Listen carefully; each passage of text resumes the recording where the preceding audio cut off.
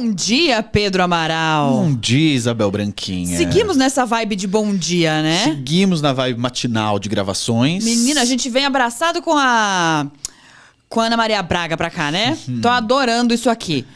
Mas hoje a gente vai falar de uma pessoa que também adora acordar cedo, né? Parece que sim. Porque o tanto de coisa que faz é impossível. Só acordando cedo pra dar tempo de fazer tudo isso, tantas frentes que essa pessoa tá. Exatamente, mas eu acho que a gente pode contar um pouquinho mais dela com ela na mesa, né? Exatamente, então, por favor, a vinheta.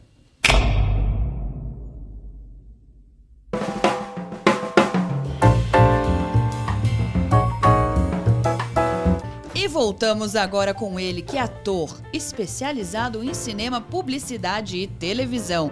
É diretor, além de professor, dramaturgo e roteirista. Seja muito bem-vindo, Dan Rossetto. Eu que agradeço. Palmas, por favor. Eu que agradeço, imagina. Eu que agradeço o convite, estou muito feliz e grato por estar aqui pra gente bater esse papo. Que isso, nós que estamos super honrados de ter você aqui, inclusive de conseguir um espacinho na sua agenda pra você estar aqui. Porque você é tudo isso e exerce todas essas funções diariamente, Tudo praticamente. misturado, assim. Tem hora que eu preciso entender onde é que eu tô agora, o que é agora isso, vamos embora. Isso é uma loucura, mas parece ser uma loucura muito boa. Tem rendido frutos muito bons. E às vezes é uma loucura maluca mesmo, porque tem período assim que eu preciso virar a lâmpada de novo, senão começa... Bem, então, antes de entrarmos nessa loucura, por favor, o nosso primeiro sinal.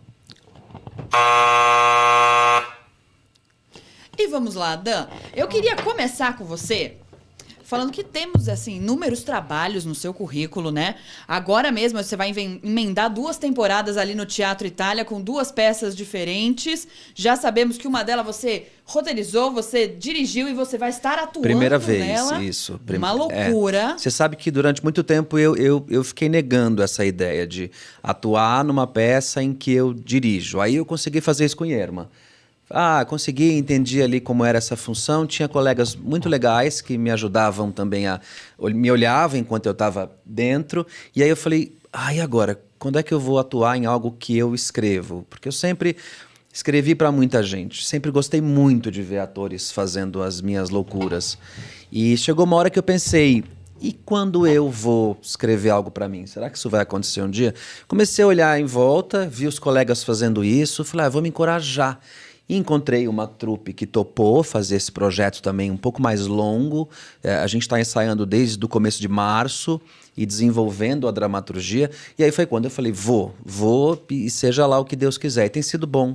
Que projeto é esse? É uma comédia, chama Uma Peça de Comédia. Tem esse trocadilho.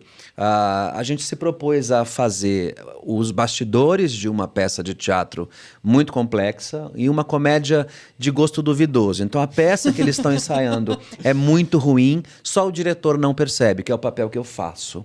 E a partir dessa premissa de atores incomodados, piadas antiquadas e antigas, gags que não funcionam e o elenco tentando salvar uma peça caótica, a gente discute de forma muito leve um pouco de para onde o humor está indo. O que funciona, o que não funciona, aonde entra uma piadinha machista e os atores podem parar para dizer isso é machista, isso não funciona mais. Aonde entra algo etarista que a gente diz, não dá para você falar mais sobre isso. Mas sem o vínculo de querer ser didático, humanizando as relações.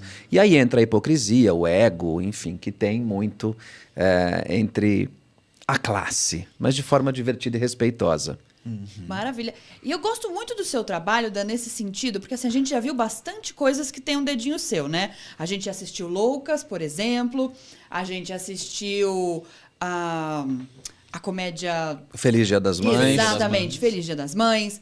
Agora tá com Irma, então eu gosto que o seu trabalho ele permeia todos esses lugares, né? Desde a comédia, dessa comédia familiar, e aí você entra num lugar... na direção ainda mais, nesse lugar mais difícil, com assuntos mais densos, e aí você leva esses assuntos para a comédia.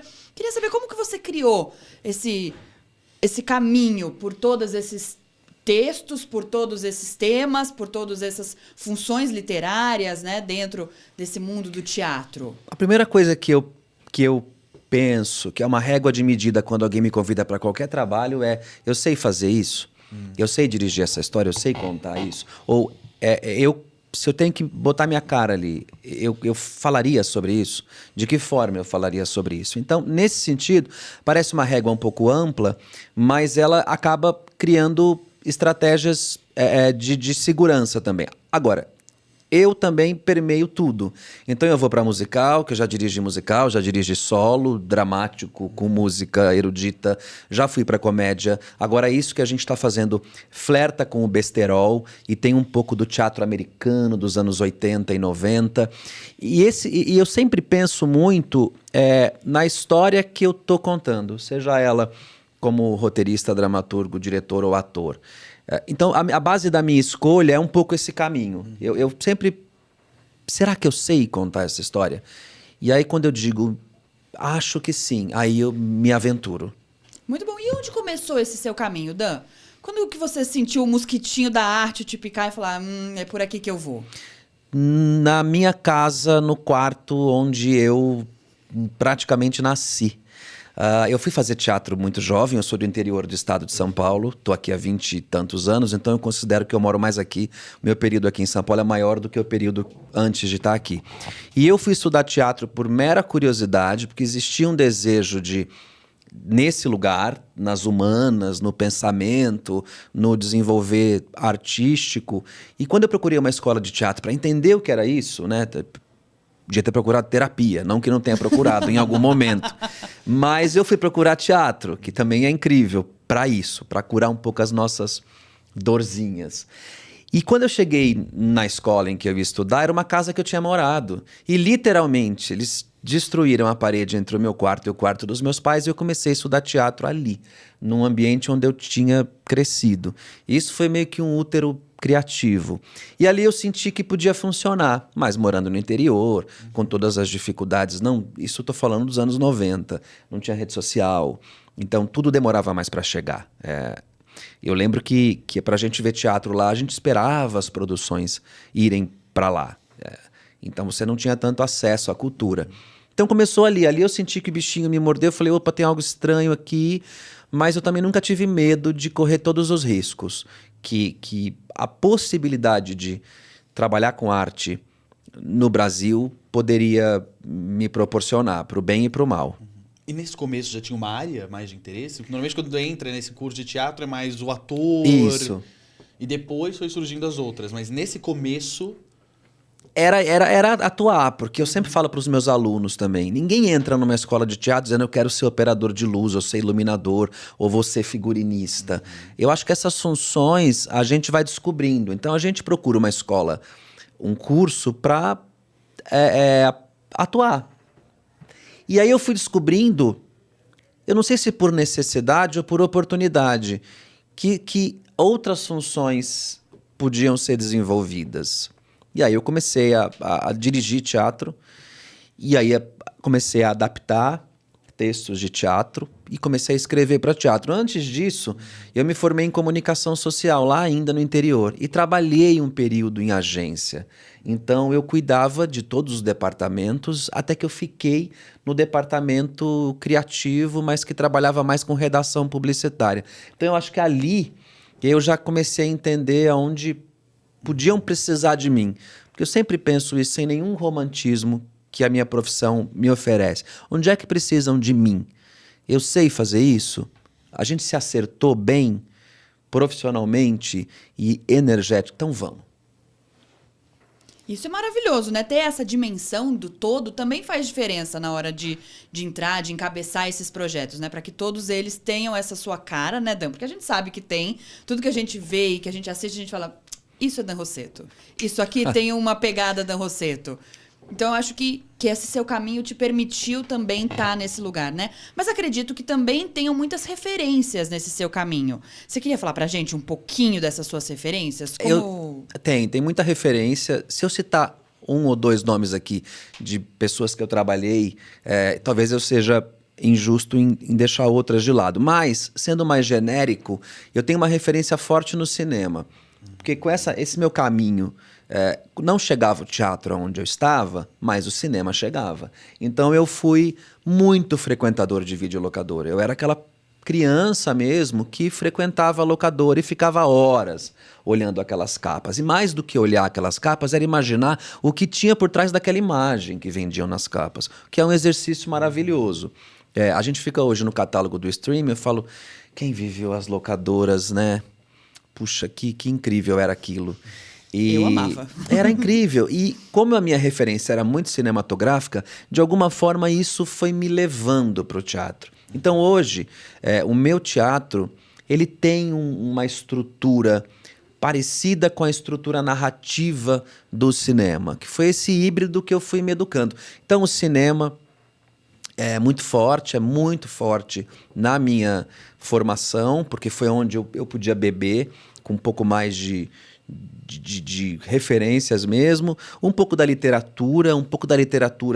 E aí, quando eu começo a me entender por gente, é onde eu sou apresentado às obras, os romances da Fernanda Young, que eu cresci lendo a Fernanda Young, e, enfim, vai um pouco de poesia também, porque eu passei um tempo pesquisando, então Mário Quintana tem aquela subjetividade maravilhosa, então vai cinema, literatura, essa literatura mais suja também, maravilhosa da Hilda Hilst, então um pouco esse lugar, assim, né, um pouco aí pro teatro.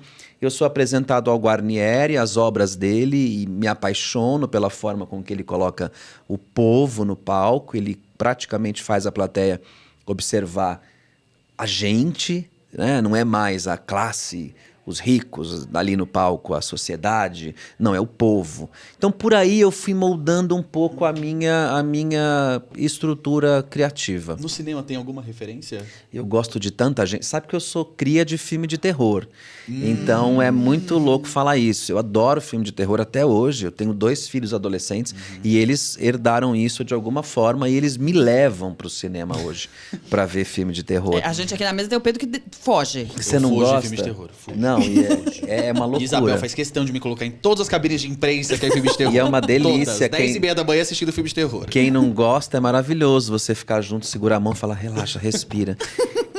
Mas eu gosto também muito do Kubrick, eu sou muito fã do Kubrick, das obras dele.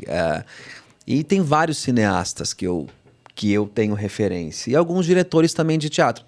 Essa peça que eu estou fazendo, eu faço o diretor da peça, além de ser o diretor, e eu tenho umas referências de alguns diretores que eu homenageio, vou usar essa palavra.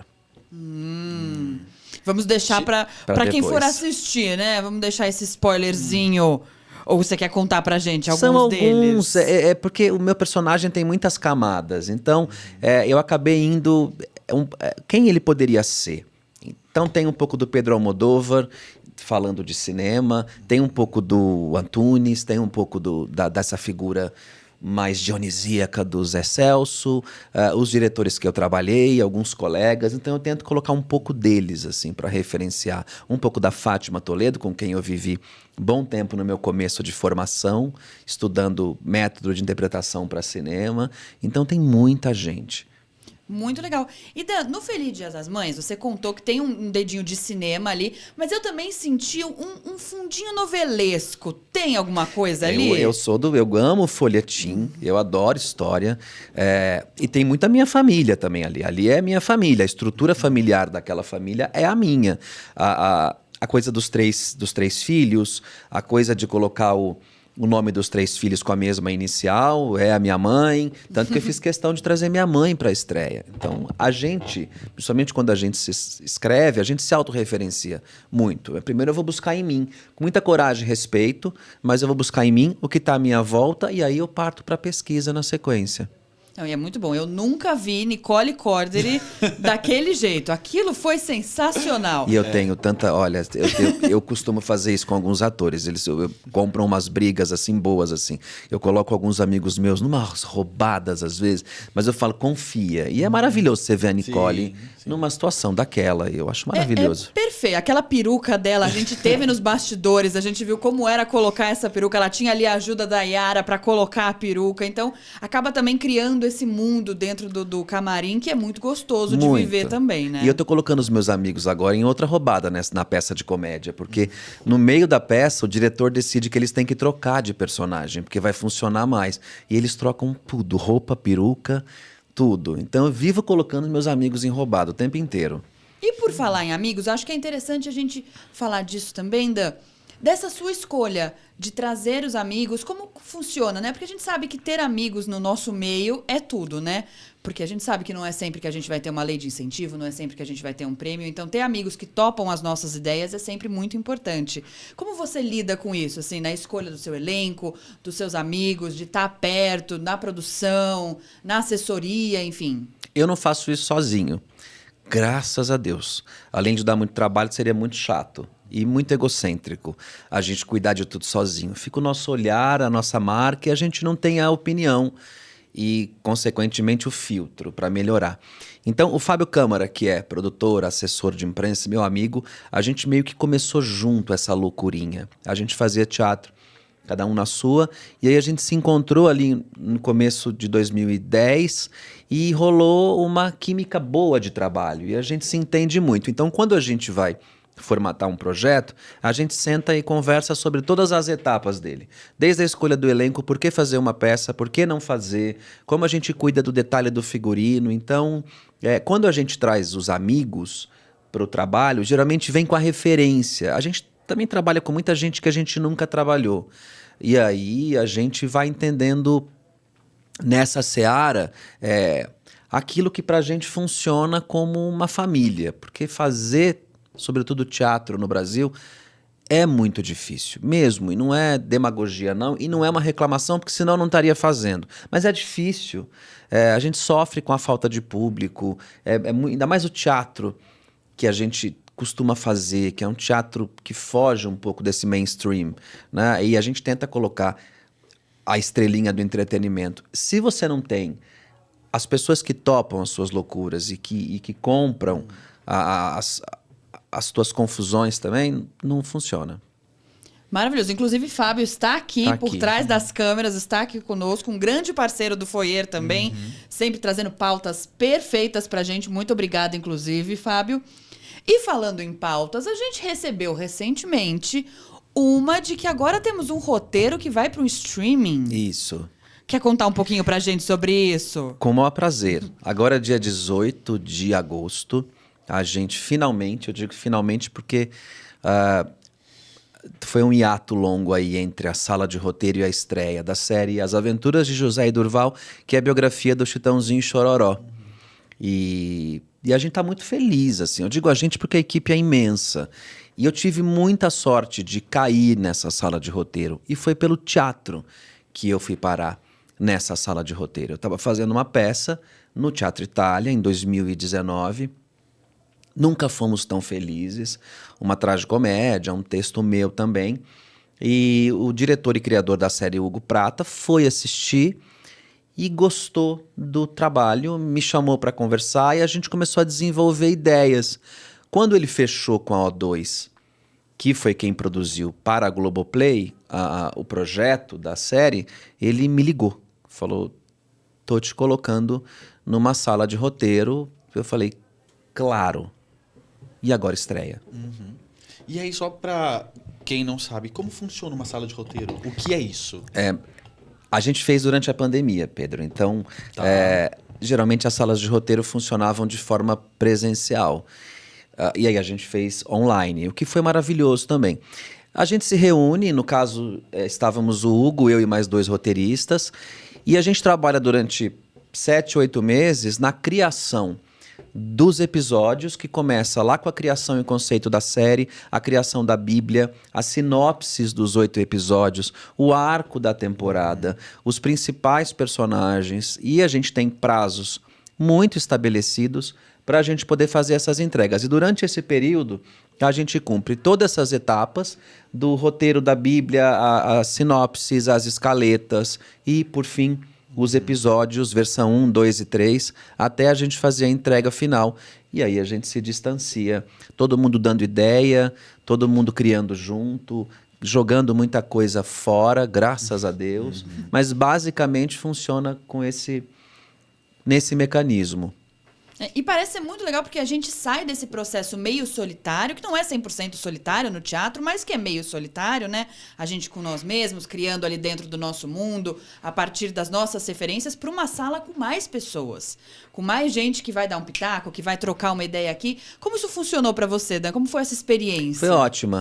Foi ótima, porque na verdade é como eu falei agora há pouco, a gente não consegue fazer nada sozinho, é muito arcaico e muito egocêntrico você achar que a tua ideia ou a primeira ideia é a melhor.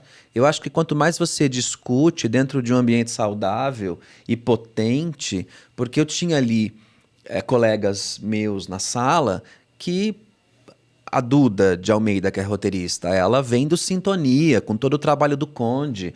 O Rafa Lessa, que é o nosso chefe de roteiro, ele vem com Love, ele vem com Samantha. Então, cada um ali, isso foi muito legal, cada um ali tinha uma especialidade. E eu vinha do teatro, que era o lugar onde a gente consegue refinar diálogo.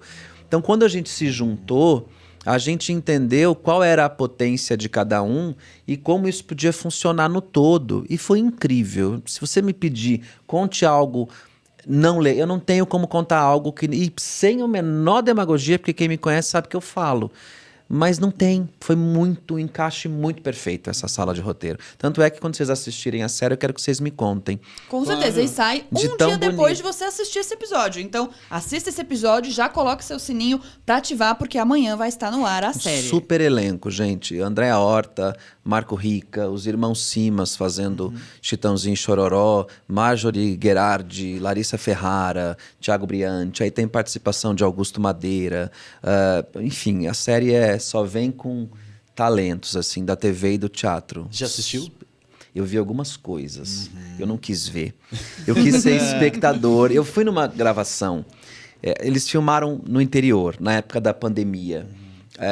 Na segunda onda da pandemia. E eles ficaram um bom tempo aqui, em Jaguariúna, Campinas, porque a gente conseguiu desenvolver uma série que tem muita externa.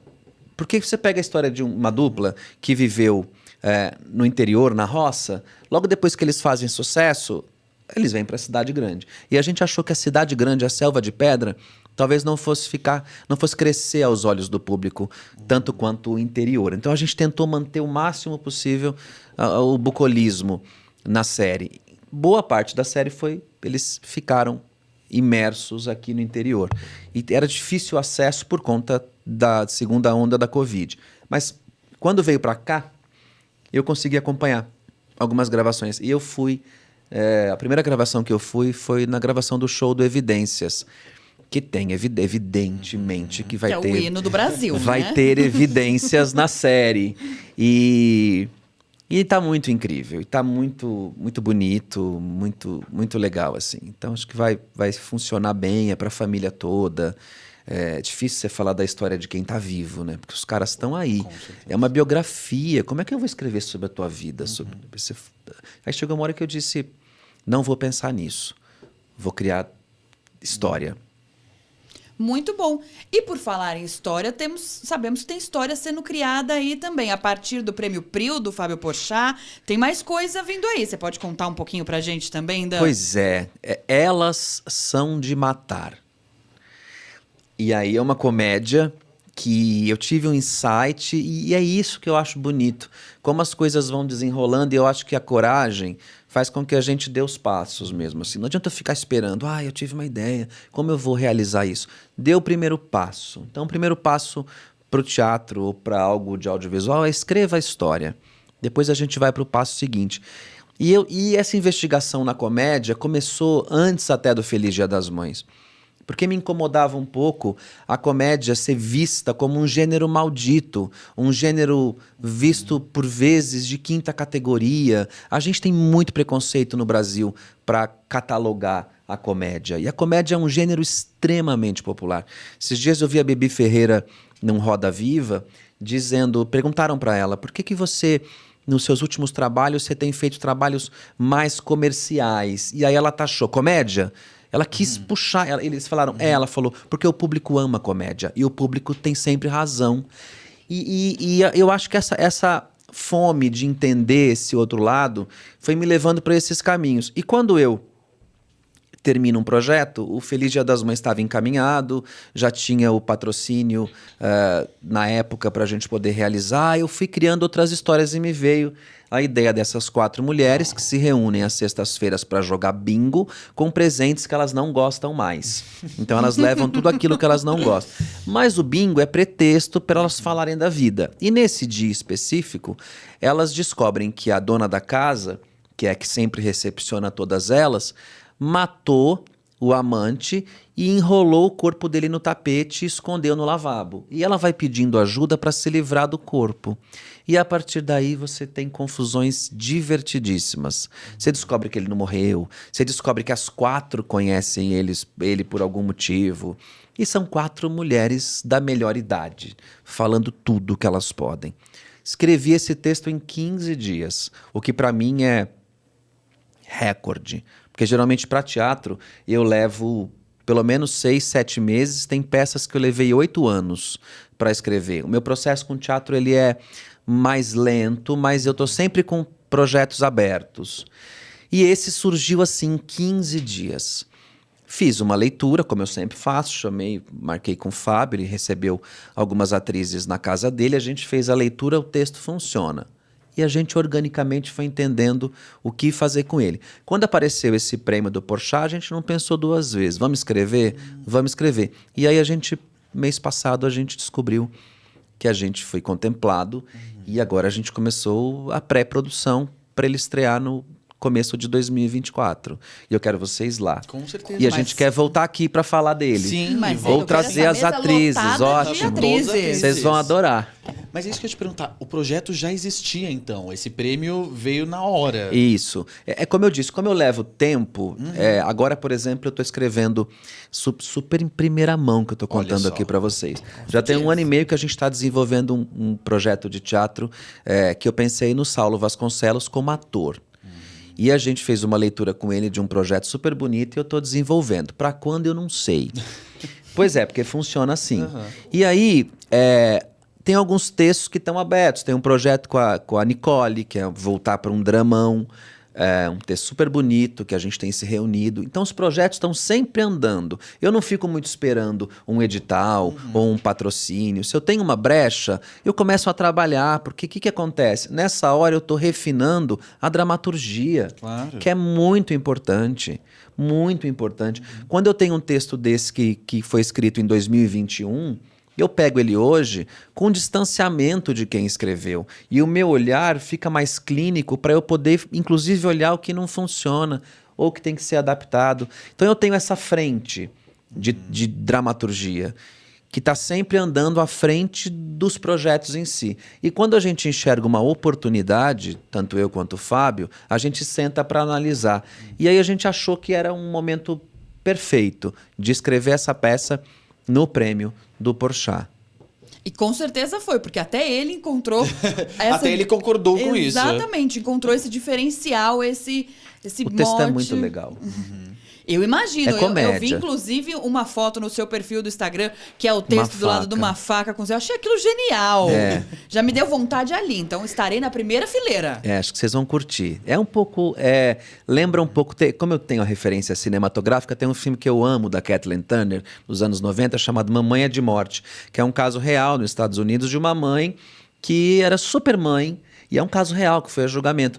E todo mundo que falava mal dos filhos dela, ela ia para as vias de fato. Então ela vai na escola matar a diretora. É um filme genial da Kathleen Turner, que quando eu vi criança eu fiquei fascinado. Então tá lá, né? Não é exatamente, mas é a inspiração dessa crueldade que nos atinge em algum momento e quando me dá o ímpeto de dizer, se eu pudesse eu faria tal coisa. Óbvio que a gente não faz porque existe a moral que nos impede, mas o teatro tá aí um pouco para a gente poder olhar o outro lado com responsabilidade. Maravilha! E eu acho que com isso a gente pode seguir para o nosso terceiro bloco, né? Para o nosso, por favor, o nosso segundo sinal. Bem, e agora é a hora que as portas do teatro já se abriram, as pessoas já estão sentadas, se acomodando, esperando para o início da peça. É aquele último papo rápido de se vender. Falar onde você tá, onde a gente encontra, trabalhos que a gente pode ver. O espaço é seu. Ótimo. Bom, Instagram, @danrosseto. Vocês me encontram lá, eu atualizo.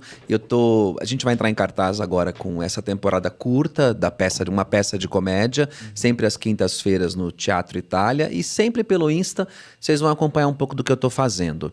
E acho que isso é uma plataforma ótima pra gente saber um pouco e especular um pouco a vida alheia. Maravilha. E não percam também amanhã, estreia da série. Isso. Gente, e aí são 3 episódios direto.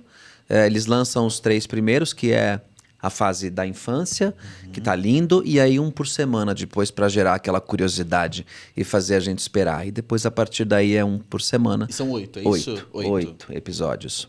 Muito bem, então assistam e depois corram no Instagram do Por Dan favor, pra contar pra ele o comentem, que acharam. marquem, podem dar opinião, eu quero saber. Maravilha. E acho que Bem, e a gente também, então, é hora da gente se vender. Você pode achar a gente no @foyerprograma e no YouTube é Programa Foyer. E não deixe de acessar o nosso site, foyer.digital, e baixar o nosso aplicativo. Exatamente. Não esqueçam de baixar o aplicativo. Você vai encontrar todos os episódios do podcast lá. Você vai encontrar matérias. Você vai encontrar todo o serviço do espetáculo também lá no nosso site. Então não deixe de acessar foyer.digital e baixar o aplicativo. É isso? Então temos... Temos. Muito obrigada, Dan. Foi um Obrigado prazer pela lhe gente. receber na nossa mesa hoje. Eu E que estaremos na agradeço. primeira fileira, hein? Eu quero vocês lá e, por favor, sempre que vocês tiverem pauta, chamem a gente que a gente vem com o maior prazer, tá? Com Com a gente certeza. A gente recebe vocês Imagina, com o maior prazer. é E quero as super atrizes aqui também, hein? recíproco. A gente vai ficar no pé de vocês agora. Por favor, então, nosso terceiro sinal.